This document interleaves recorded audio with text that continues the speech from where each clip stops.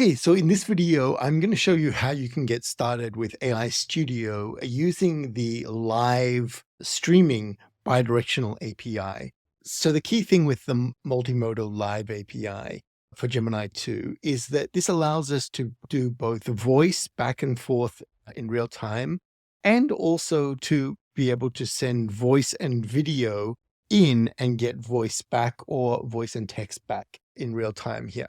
So to get started, you want to come over and click the stream real time if you're not already on this. And then you can pick one of the three ways of communicating with this. So if we want to start out with just talking to Gemini, we can come in here and click in here. And if you do it like that, you'll get basically just whatever the settings are over on the right here. What we may want to do though, is actually disconnect this and set up some of these settings ourselves. So you need to make sure that you've got the Gemini 2.0 Flash selected. You then want to select a output format to either be audio or text. And then you want to select a voice in here. Now, if you wanted to, you can also add some tools and stuff that are in here. Another thing that you can do is that if you just start talking to the model without putting any system instructions in, you're just sort of taking the default Gemini instruction. But you can come up in here and add in your own system instructions. So in here, I'm going to just added in a system instruction for being like one of the characters for Westworld. And we can now try this out by starting a new stream. We'll just clear out the other stuff and then click on start recording. Hello, how are you? I am doing well, thank you for asking. How can I assist you today? Can you tell me a little bit about yourself? Certainly. I'm a Delos prototype host, designed to enhance guest experiences here in the park. My designation is Sarah Winters, and I am here to assist with any questions or needs you may have. Okay, can you tell me a little bit about the last 3 guest interactions you had? Of course. The most recent guest was asking about the best place to view the sunset. I recommended the mesas on the outskirts of town. Okay, so what Before did they that- look like? Certainly. The first guest had a fondness for darker clothing and a quiet demeanor. The second guest seemed quite new to the park, expressing a lot of awe at the surroundings. The most recent guest wore a bright yellow shirt and was accompanied by a group. They all seemed very excited to go watch Okay, the that's good. sunset. So let's check your maintenance requirements. I'm here to service Understood. you. Can you tell me a little bit about your maintenance requirements, please? Certainly.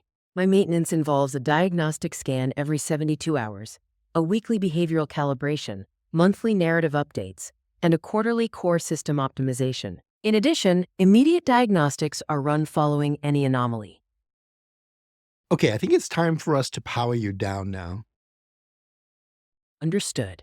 I'm ready to comply. Is there anything else I can assist with before the power down procedure begins? That'll be enough. Thank you. Okay, so you can see that it adopts the system prompt that we put in there and will play along with any sort of character that we want it to do in there. So that can be a lot more fun than just having a conversation with the sort of plain Jane sort of thing.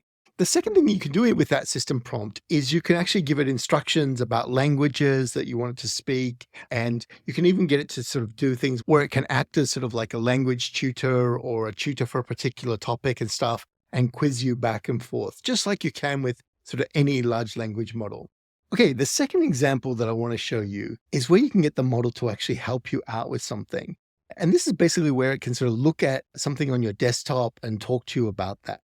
So you can see here, I'm just going to set it up that we're going to look at the screen, and I've just chosen a window for it to be able to interact with us.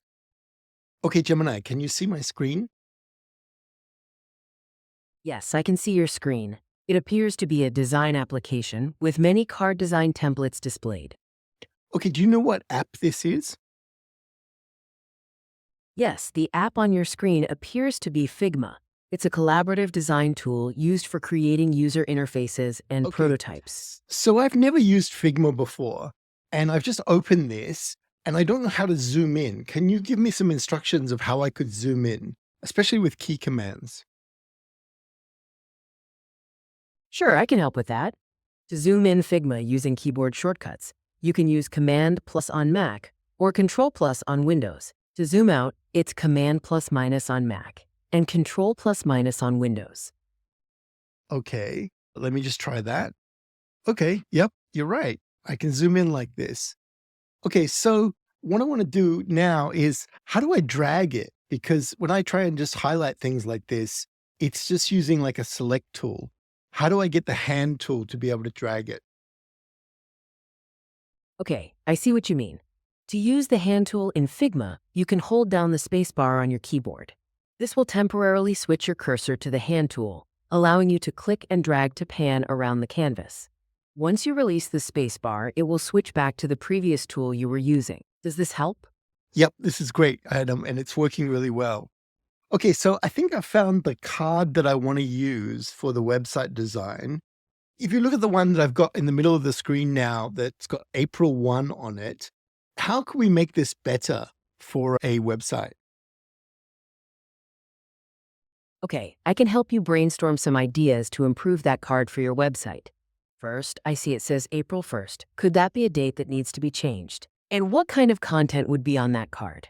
Is it for an event, a blog post, or something else? Knowing that can help tailor Okay, thanks, to Gemini. That's been really helpful. All right, so as you can see, this can be really useful for being able to go into an app that you don't know, get instructions about it, find out key commands, all those sorts of things. Anything that you want to do with your particular page. You can also get it to read text from a page quite easily. And of course, you can get it to also describe images that you're seeing on the page, that kind of thing as well. All right, let's jump into the next one.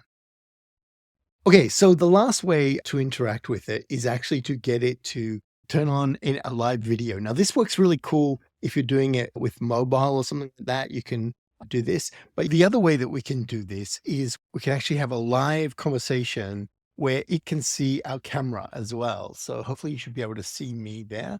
And then if I just start it off, it should be going, hello, can you tell me what you can see? I see a man in a black t-shirt with white lettering that says DLOS and Behavior Lab/Diagnostics Technician. He is standing in front of a bookshelf with many books and other decorative items. To his left, there is a Chrome logo pillow. To his right, there are two white-framed posters. The man is looking directly at the camera while talking. Okay, that's very good description. Okay, so what can you tell me about that Chrome pillow? The Chrome pillow appears to be a circular cushion with the Chrome logo on it. The logo consists of a green, red, yellow, and blue circular design with a blue center. Okay, let's test you out. Do you know who this is? Yes, the item the man is holding is a Funko Pop figurine of Bernard Lowe from Westworld. Okay, do you know Bernard? Yes, I am familiar with Bernard Lowe. He is a key character in Westworld. Okay, how many fingers am I holding up? You are holding up 5 fingers. What about now? Now you are holding up 10 fingers. Okay, very good. So as people can see that you're able to have a live conversation and see things at the same time and be able to describe those things. Is that a good explanation of what you're doing? Yes, that's a good explanation of what I'm doing. I am able to have a live conversation and describe what I see in the video at the same time. Okay, so I'm going to stop it there. And you can see this is very easy to get set up and very easy to start using. Certainly for me, one of the things that's been really cool is actually getting it to explain things to me, like the Figma example. I don't use Figma. And when I first opened that doc, I didn't know what was what and what went where and stuff like that. And actually, the model is very good at being able to walk you through something and explain something new to you. On top of the multimodal stuff, you can always just use the normal prompts and stuff like that if you want to do that. You can set the tools up here for doing things like, structured outputs, code execution, function calling, all of the things like that are available to you in here. So especially while the model is free, you might as well have a play with trying out the different bidirectional streaming things and see, what you can actually do with this. Everything that I showed you here can actually also be done with code.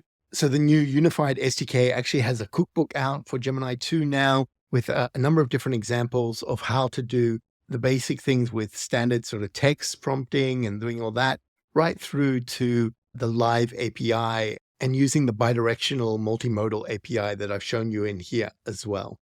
So if you want to try these out, you can certainly start incorporating these into apps that you're building and get ahead on using the Gemini 2.0 Flash model for now with this kind of thing.